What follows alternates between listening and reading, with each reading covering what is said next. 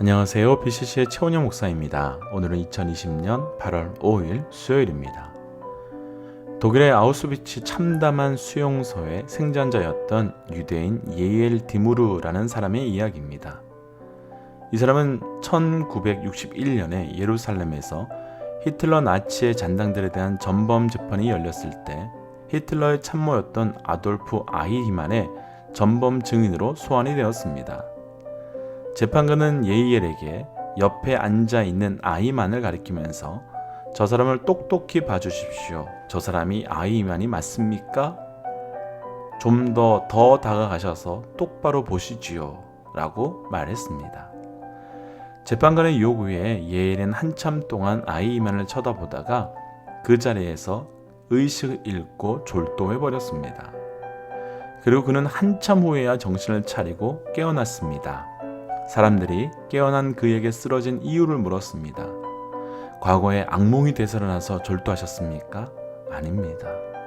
그러면 증오심 때문에, 당신의 마음속에 있는 미움 때문에 그 분노를 이기지 못하고 졸도하셨습니까? 그것도 아닙니다. 그럼 왜 그러셨습니까? 이때 이 사람의 대답이 이러했습니다. 제가 그 사람을 봤을 때 그 사람이 너무나 평범한 사람이었던 사실 때문에 저는 놀랐습니다. 너무나 평범한 사람이었기 때문에. 저 사람이 나의 동료들을 어떻게 저 비참한 가스실로 몰아내도록 명령하고 집행한 사람일 수 있는 겁니까?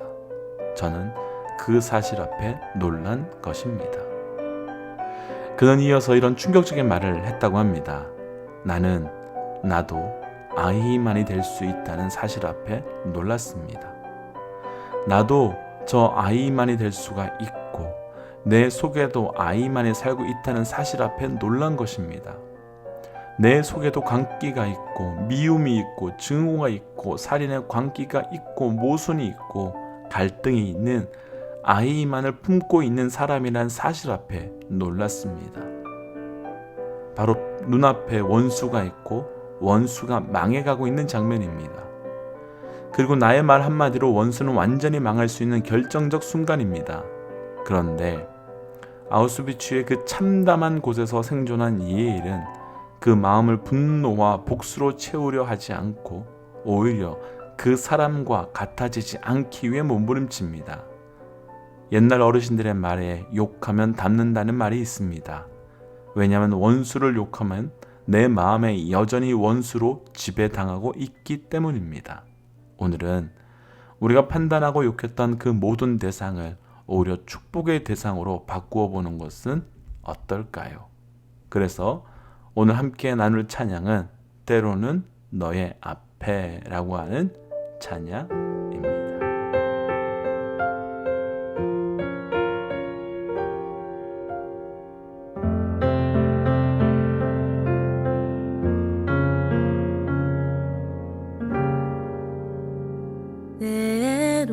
때로는 너의 앞에 어려움과 아픔이 있지만 담대하게 주를 바라보는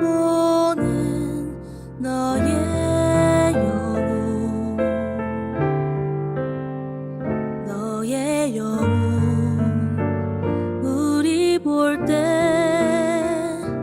얼마나 아름다운지 너의 영혼 통해 큰 영광 받으신 하나님을 찬양 오 할렐루야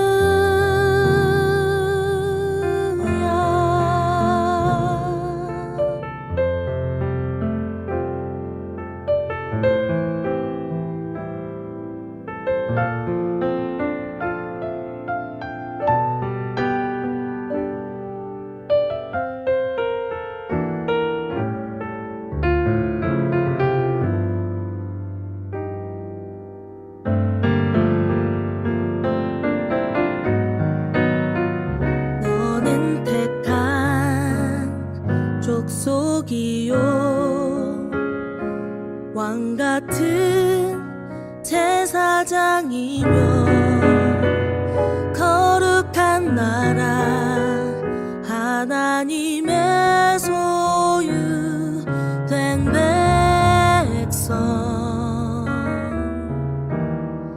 너의 영혼 우리 볼 때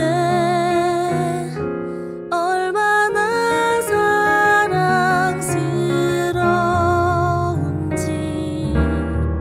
너의 영혼 통해 큰 영광 받으신 하나님을 찬양 오 할렐루야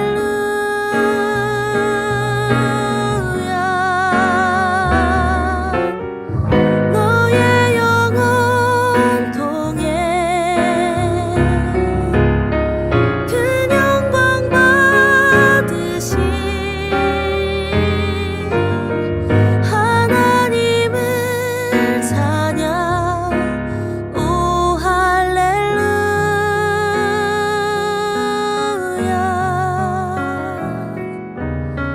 하나님을 찬양 오 할렐루야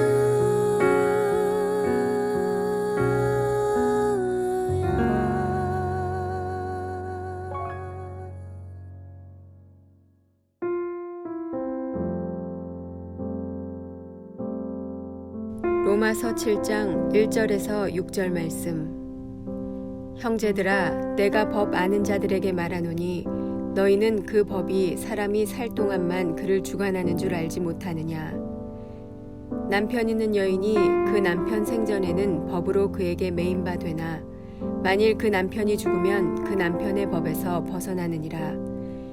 그러므로 만일 그 남편 생전에 다른 남자에게 가면 음녀라. 그러나 만일 남편이 죽으면 그 법에서 자유롭게 되나니 다른 남자에게 갈지라도 음녀가 되지 아니하느니라.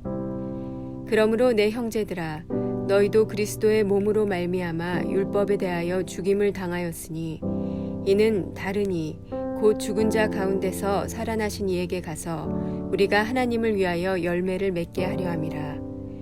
우리가 육신에 있을 때에는 율법으로 말미암는 죄의 정욕이 우리 지체 중에 역사하여 우리로 사망을 위하여 열매를 맺게 하였더니 이제는 우리가 얽매였던 것에 대하여 죽었으므로 율법에서 벗어났으니 이러므로 우리가 영의 새로운 것으로 섬길 것이요 율법 조문의 묵은 것으로 아니할지니라. 아멘. 함께 기도할까요? 하나님, 오늘도 우리에게 새 날을 허락하여 주신 것 살아계신 하나님의 철저한 은혜입니다. 하나님, 말씀하여 주옵소서. 듣는 만큼 변하고 변하는 만큼 행동하고 행동함을 통하여 말씀과 성령의 열매를 맺어갈 수 있도록 우리 가운데 역사하여 주시옵소서. 이 모든 말씀 예수님 이름으로 기도하였습니다. 아멘. 오늘 말씀의 제목은 속한 자라는 제목입니다. 사람은 태어나는 순간부터 어딘가에 속하게 되어 있습니다.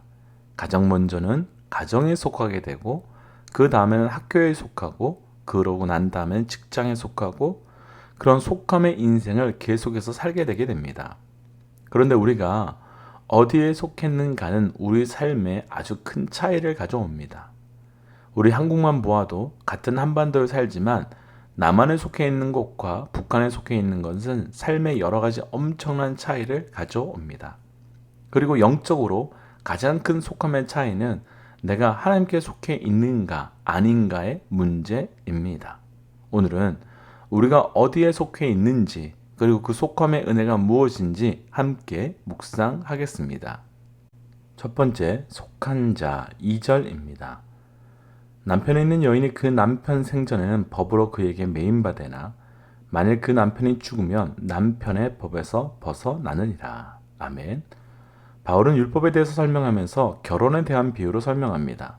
결혼은 배우자 서로에게 구속력을 만들어 줍니다. 그래서 결혼의 언약을 깨뜨리고 신의를 저버린 배우자에게는 도덕적 책임뿐만 아니라 법적 책임도 묻습니다. 그러면서 바울은 우리가 그리스도에 속하기 전에는 율법이라고 하는 배우자에게 속해 있었던 사람들이라고 설명합니다. 그래서 율법을 어겼을 때에는 결혼을 어겼을 때 책임을 지고 비난을 받는 것처럼 율법의 어김에 대해서 책임을 지고 비난을 받았다고 말합니다. 그래서 율법에 속해 있을 때에는 한계가 하나 있습니다. 율법 아래서 곧 율법에 속해 있다 보니 우리는 계속된 실패와 좌절을 경험합니다.